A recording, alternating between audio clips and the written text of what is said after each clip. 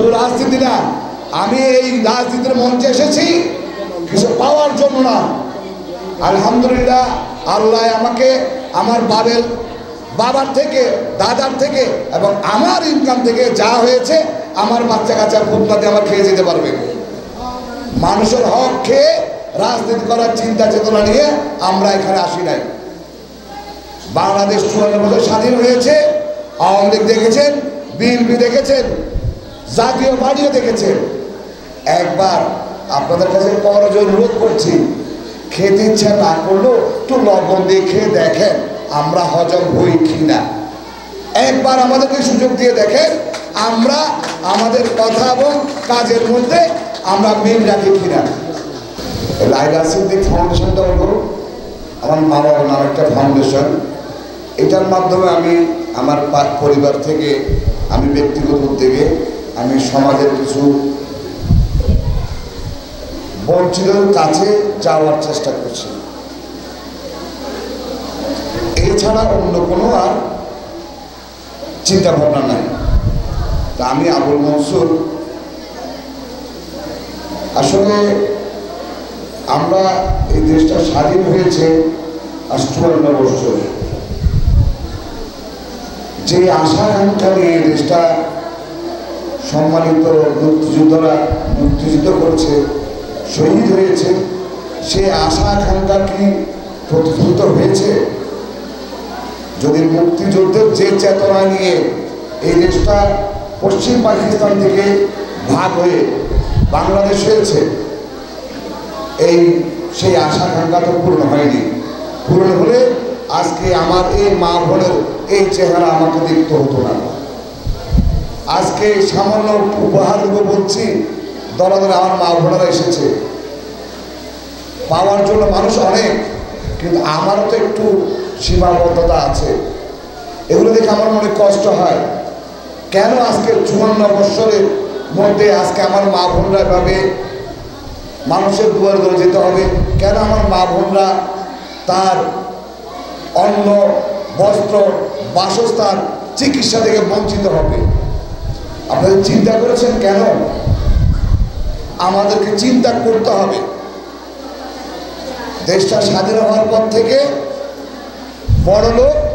বড়লোক হয়েছে, গরিব তার অবস্থান কেউ কেউ ধরে রেখেছে, নাহলে আরো নিচে নেমে চলে এসেছে। এর কারণ হলো দুর্নীতি, এর কারণ হলো স্বজনপ্রীতি, এর কারণ হলো যোগ্য নেতৃত্বের অভাব, এর কারণ হলো সৎ নেতৃত্বের অভাব।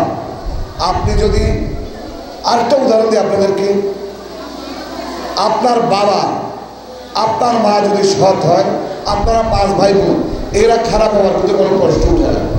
তা আমার গার্ডিয়ান চোর, আমি ভালো কোত্থেকে হব? তাহলে আমরা আজকে আমাদের নেতৃত্ব নির্বাচনের মধ্যে আমরা ভুল করেছি বিদায় আজকে আঙ্গুল ফুলে কলা গাছ হয়ে গিয়েছে। অনেকেও রাজনীতি করতে আসে তার নিজের জন্য। রাজনীতি যারা সাধারণ জনগণের জন্য করতে আসে তাদেরকে আপনাদেরকে চিহ্নিত করতে হবে। এবার আসে আরেকটা প্রসঙ্গে। বিগত 17-18 বছর আপনাদের কাছে আমরা পৌঁছতে পারি নাই, পৌঁছতে দেয় নাই। একটা মহল রাজনৈতিক ফায়দা লুটার জন্য সাম্প্রদায়িক একটা বিভাজন তৈরি করেছে। সাম্প্রদায়িক হিন্দু মুসলিম বৌদ্ধ খ্রিস্টান একটা বিভাজন তৈরি করেছে। এই বিভাজনটা ভাঙার জন্য আমার এই প্রচেষ্টা, এই বিভাজনটা ভাঙার জন্য আমার এই যুদ্ধ বলতে পারেন। আমরা সবাই, আমার যে সৃষ্টিকর্তা যে আমাকে সৃষ্টি করেছে, সেই সেম সৃষ্টিকর্তা আপনাকে সৃষ্টি করেছে।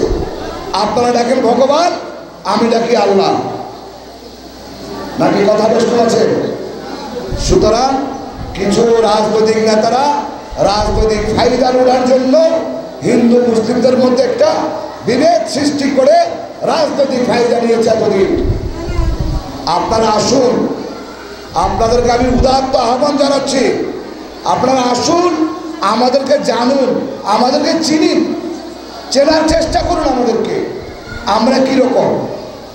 এবার আরেকটা কথা বলি, এই বাংলাদেশে ম্যাক্সিমাম মুসলিমরা 7% 8% হিন্দু, ঠিক কিনা? একটু বেশ কম হইতে পারে। আমাদের ধর্মে কী লেখা আছে জানেন?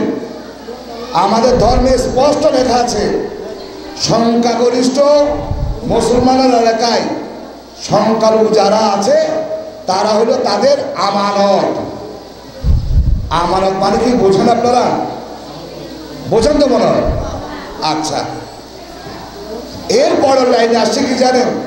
আমানত খেয়ানতকারী, যে আমানত রক্ষা করবে না সে কখনো বেহেশতে যেতে পারবে না, মানে স্বর্গে যেতে পারবে না।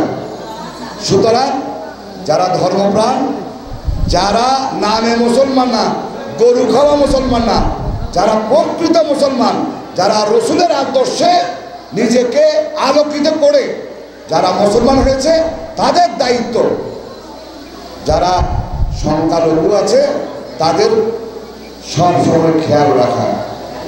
আর একটা দায়িত্ববোধ আছে আমাদের উপরে, বিশেষ করে আমরা যারা মুসলিম, আমাদের একটা দায়িত্ববোধ আছে। আমাদের স্পষ্ট নির্দেশনা আছে আমাদের কোরআনের মধ্যে, তুমি ভালো খাবা, ভালো পড়বা। তোমার প্রতিবেশী যদি অভুক্ত থাকে, তোমার প্রতিবেশী যদি বিনা কাপড়ে থাকে, মন্দ কাপড়ে থাকে, তাইলে কালকে আমাদের ময়দানে আমাদেরকে এটার জন্য জবাবদিহির আওতায় আসতে হবে। সুতরাং শুধু রাজনীতি না, আমি এই রাজনীতির মঞ্চে এসেছি কিছু পাওয়ার জন্য না।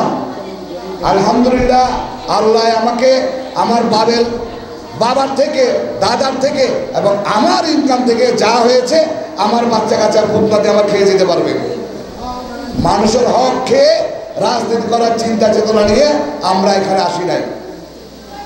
বাংলাদেশ 54 বছর স্বাধীন হয়েছে, আওয়ামী লীগ দেখেছেন, বিএনপি দেখেছেন, জাতীয় পার্টিও দেখেছেন। একবার আপনাদের কাছে করজ অনুরোধ করছি, খেতে ইচ্ছা না করলেও একটু লবণ দিয়ে খেয়ে দেখেন আমরা হজম হই কিনা। একবার আমাদেরকে সুযোগ দিয়ে দেখেন আমরা আমাদের কথা এবং কাজের মধ্যে আমরা মিল রাখি কিনা। আমি আমার মা বোনদের কাছে ক্ষমা প্রার্থনা করছি, আমাকে ক্ষমা করবেন, ঘরের মধ্যে অনেক কষ্ট পাচ্ছেন। আমি আপনাদের সকলের সুস্বাস্থ্য এবং দীর্ঘায়ু কামনা করছি। আপনাদের যে কোনো সুবিধা অসুবিধায়